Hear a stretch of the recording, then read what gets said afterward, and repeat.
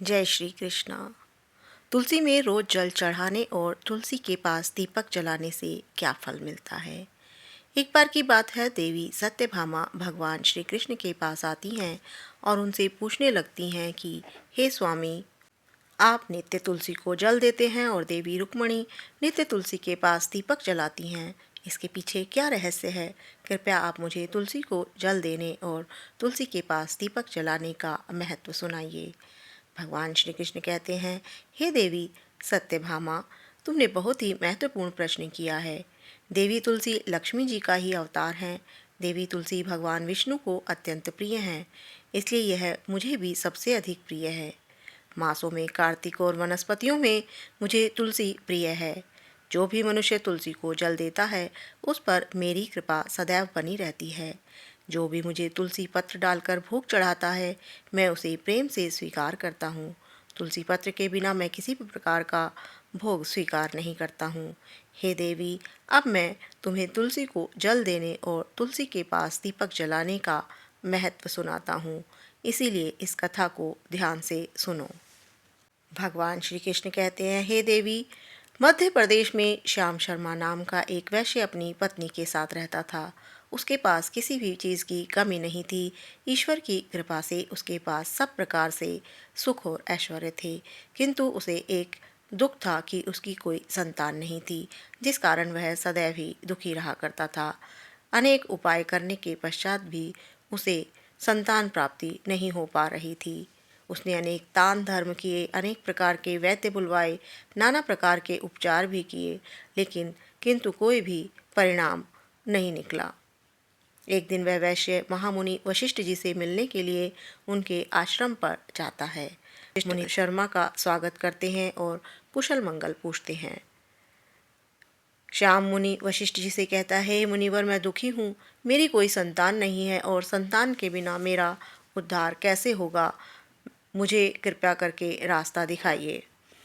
वशिष्ठ जी कहते हैं कि हे वत्स, पिछले जन्म में तुम्हारे द्वारा घोर पाप हो गया था। इस कारण से तुम्हें इस जन्म में संतान सुख प्राप्त नहीं हो रहा है। श्याम शर्मा कहते हैं, हे मुनिवर, कृपया मुझे बताइए कि पिछले जन्म में मेरे से कौन सा पाप हुआ और उस पाप से मुक्त होने के लिए मुझे क्या उपाय करना चाहिए। वशिष्ठ जी कहते हैं कि पिछले जन्म में तुमने एक गाय को भूखा रखा था।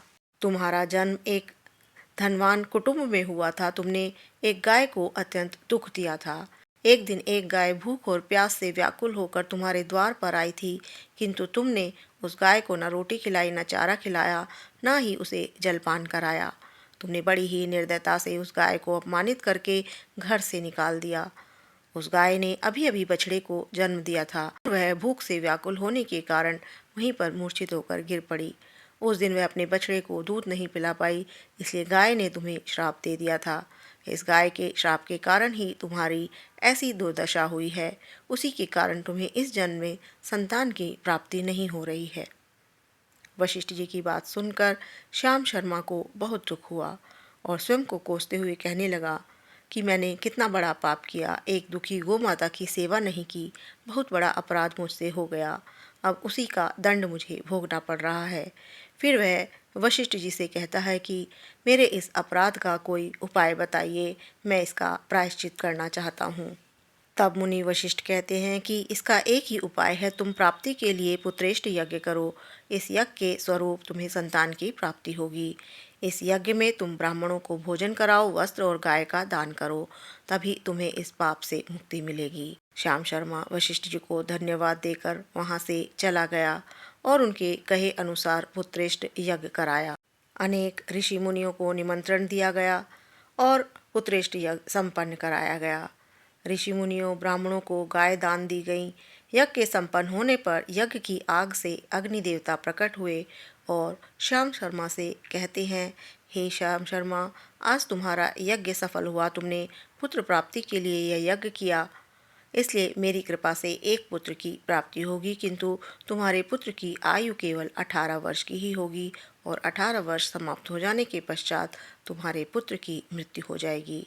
इतना कहकर अग्निदेव अंतर्ध्यान हो जाते हैं। पुत्रेष्ठ यज्ञ करके और अग्निदेव से पुत्र का वरदान प्राप्त करके शर्मा प्रसन्न तो बहुत हुआ, किंतु उसे दुख भी हुआ। फिर सोचा, पुत्र ना होने से अच्छा है कम से कम आयु वाला पुत्र ही ठीक है। फिर वह अपने कार्यों में लग गया। कुछ दिनों के पश्चात भगवान की कृपा से पत्नी ने गर्भ धारण किया और एक पुत्र को जन्म दिया। पुत्र जैसे जैसे बड़ा होने लगा, श्याम शर्मा को बहुत अधिक चिंता सताने लगी। जब उसका पुत्र 16 वर्ष का हुआ तो श्याम शर्मा की पत्नी ने उससे कहा, अब हमें अपने पुत्र का विवाह कर देना चाहिए। हमारा पुत्र अब विवाह के योग्य हो गया है। श्याम शर्मा ने कहा, हे प्रिय, विधि के विधान के अनुसार तो हमारी पुत्र की आयु केवल 18 वर्ष है और 18 वर्ष के पश्चात हमारे पुत्र की आयु पूरी हो जाएगी, इसलिए हम उसका विवाह करके किसी कन्या के जीवन को बर्बाद नहीं करना चाहते। वह 2 वर्षों के बाद ही विधवा हो जाएगी और उसे जीवन में अनेक कष्ट सहने पड़ेंगे। लेकिन उसकी पत्नी नहीं मानी और अपने पुत्र के विवाह की जिद करने लगी। कहने लगी, हे नाथ, हमारे पास सब कुछ है। पुत्रवधू को अगर हम पुत्र का सुख नहीं दे पाएंगे, परंतु अन्य चीज़ों का सुख हमारी वधू प्राप्त कर पाएगी। इसलिए आप संकोच ना करें और हमारे पुत्र के लिए एक सुंदर कन्या की खोज करें। फिर वह अपने पुत्र के विवाह के लिए मान गया और एक गरीब वैश्य की पुत्री के साथ अपने पुत्र का विवाह संपन्न किया। बहू का नाम सुभद्रा था। वह अत्यंत गुणवान, चरित्रवान और पतिव्रता थी।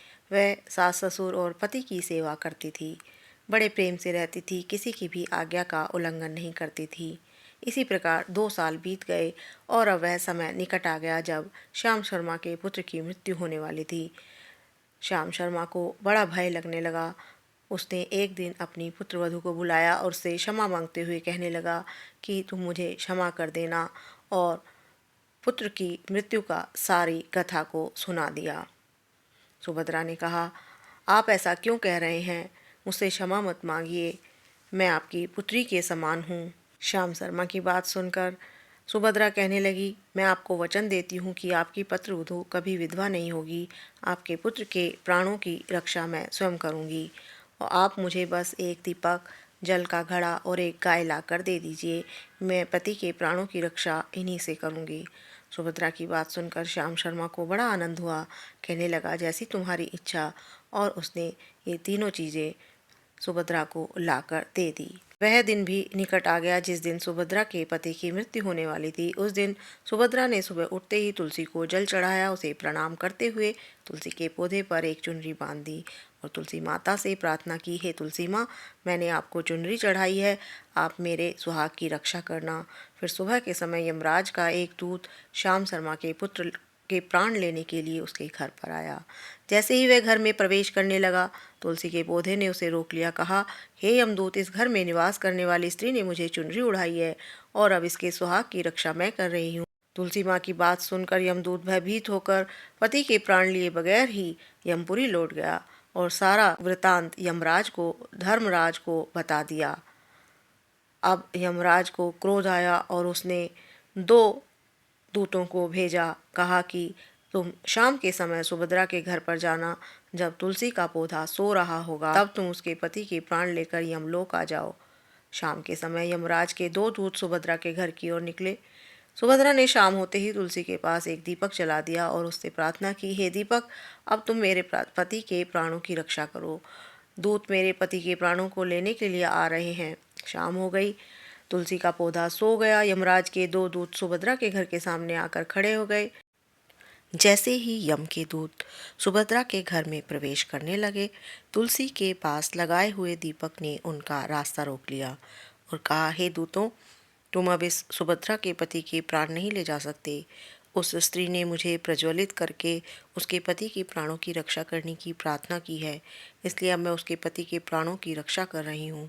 इसलिए तुम आज उसके पति के प्राण नहीं ले जा सकते, नहीं तो मैं तुम्हें जलाकर भस्म कर दूंगी और मेरे अग्नि में तुम दोनों भी जलकर भस्म हो जाओगे। दीपक की बात सुनकर यमराज के दोनों दूत अत्यंत भयभीत हो गए और फिर से लौटकर यमराज के पास चले आए। वहाँ जाकर उन्होंने सारा वृतांत सुनाया। कहा कि हम सुभद्रा के पति के प्राण नहीं ला सके, खाली हाथ ही लौट आए हैं। यमराज को बहुत क्रोध आया। उन्होंने 4 दूतों को बुलाया और कहा, तुम सुभद्रा के जागने से पहले जाओ। लेकिन सुभद्रा रात को ही घर के दरवाजे के सामने जल से भरा हुआ लोटा रख देती है और प्रार्थना करती है, मेरे पति की रक्षा कीजिए, यमदूत मेरे पति के प्राण लेने के लिए आ रहे हैं। इतना कहकर वह सोने के लिए चली जाती है। यम के दूत सुबह सुभद्रा के जागने से पहले उसके घर पहुंचते हैं तो वह घर के अंदर प्रवेश करते हैं तो जल से भरा लोटा कहता है, तुम रुक जाओ, इस घर में प्रवेश नहीं कर सकते क्योंकि पति के प्राण ले जाने की आज्ञा मैं तुम्हें नहीं दूंगा। अगर तुमने इस घर में प्रवेश किया तो नरक की अग्नि को बुझा दूंगा और सारा नरक डूब जाएगा। यह देखकर यम के दूत वापस यमराज के पास लौट आए।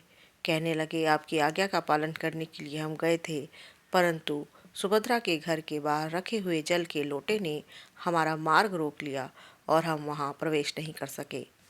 अब यमराज को बहुत क्रोध आ गया।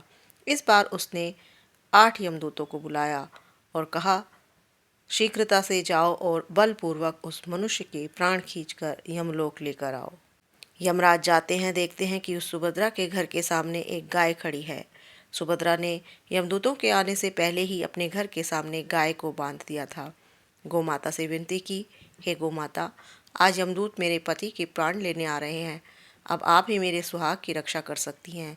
हे गोमाता, मैं आपकी शरण में आई हूँ, कृपया मुझे विधवा होने से बचा लीजिए। उस गाय ने कहा, हे पुत्री, तुम चिंता मत करो, तुम्हारे पति के प्राणों की रक्षा मैं स्वयं करूँगी। फिर जैसे ही यमदूत घर के अंदर प्रवेश करने के लिए आगे बढ़ते हैं, तब गाय उन्हें रोक देती है। कहती है, तुम इस घर में प्रवेश नहीं कर सकते, इस घर की रक्षा मैं कर रही हूँ। मेरे रहते कोई भी इस घर के अंदर प्रवेश नहीं कर सकता। यदि तुमने घर के अंदर प्रवेश करने का प्रयत्न किया तो मैं सभी को श्राप दे दूंगी। अगर तुम्हें इस घर के अंदर प्रवेश करना है तो पहले मेरे प्राण लेने पड़ेंगे, तभी तुम सभी को गोहत्या का पाप लग जाएगा, जिसका कोई प्रायश्चित नहीं है। यमदूत गाय की बात सुनकर वापस यमलोक लौट आए और यमराज को सारी कथा सुना दी। उन यमदूतों की बात सुनकर यमराज आग बबूला हो गए और स्वयं भैंस पर सवार होकर पृथ्वीलोक की ओर निकल पड़े। यमराज अपने भैंस पर सवार होकर सुभद्रा के घर के पास आते हैं। यमराज को अपने घर के सामने खड़ा हुआ देखकर सुभद्रा भयभीत हो जाती है। जल्दी से आकर यमराज के चरण स्पर्श करके उन्हें नमस्कार करती है, उनकी स्तुति करती है। कहती है, आप तो तीनों लोगों के प्राणियों पर कृपा करने वाले महान देवता हैं। इस संसार के समस्त प्राणियों के पाप और पुण्य का लेखा जोखा आप अपने पास रखते हैं। हे न्याय के देवता धर्मराज, मैं सत्य धर्म का पालन करने वाली पतिव्रता स्त्री हूँ। मैं आपको बारंबार नमस्कार करती हूँ, मुझे आशीर्वाद दीजिए। सुभद्रा के द्वारा की गई स्तुति से यमराज अत्यंत प्रसन्न हो जाते हैं और उसे अनजाने में ही सदा सुहागन रहो ऐसा कहकर आशीर्वाद दे देते हैं। जब यमराज सुभद्रा के पति के प्राण ले जाने के लिए आगे बढ़ते हैं तो सुभद्रा कहती है, धर्मराज, आपने अभी मुझे सदा सुहागन रहने का आशीर्वाद दिया और अब आप मेरे पति के प्राण लेने जा रहे हैं, तो आपका आशीर्वाद झूठा साबित हो जाएगा। यह सुनकर धर्मराज रुक जाते हैं और सुभद्रा की ओर देखकर मुस्कुराने लगते। कहते हैं, हे पुत्री, तुमने आज साक्षात मृत्यु को ही पराजित किया है। मैं तुम्हारे पतिव्रत धर्म से अत्यंत प्रसन्न हूँ। अब मैं तुम्हारे पति के प्राण छोड़ देता हूँ। तुम्हारी जो भी मनोकामना है वह मुझसे मांग लो। तब सुभद्रा कहती हैं, हे धर्मराज, मैं अपने पति के लिए 100 वर्ष की आयु मांगती हूँ। मेरे पति मेरे परमेश्वर हैं, इसलिए आप मुझे यही वरदान। यमराज प्रसन्न होकर कहते हैं, तथास्तु। हे कल्याणी, आज से जो भी स्त्री अपने घर के सामने तुलसी का पौधा लगाएगी, तुलसी के बाद शाम को दीपक जलाएगी, जिस घर के सामने गाय बंधी होगी और जो स्त्री अपने घर के सामने जल का लोटा रखेगी, उसके घर में कभी मेरे दूत प्रवेश नहीं करेंगे। इतना कहकर यमराज उस स्थान से अंतर्धान हो जाते हैं। भगवान श्री कृष्ण कहते हैं, हे देवी, इस प्रकार से सुभद्रा ने अपने पतिव्रता धर्म का पालन करके उसकी मृत्यु को टाल दिया था। तो इस प्रकार से भगवान श्री कृष्ण ने देवी सत्यभामा को तुलसी के पास दीपक जलाने का महत्व सुनाया। सभी बोले, जय श्री कृष्ण। ये कथा अगर आपको अच्छी लगी है तो कमेंट करके ज़रूर बताएं। वीडियो पसंद आया है तो लाइक करें, कमेंट में जय श्री कृष्णा अवश्य लिखें। ऐसी ही और कहानी और वीडियो के लिए चैनल पर बने रहें। अब मैं आपसे आज्ञा लेती हूँ, मिलते हैं अगली वीडियो में।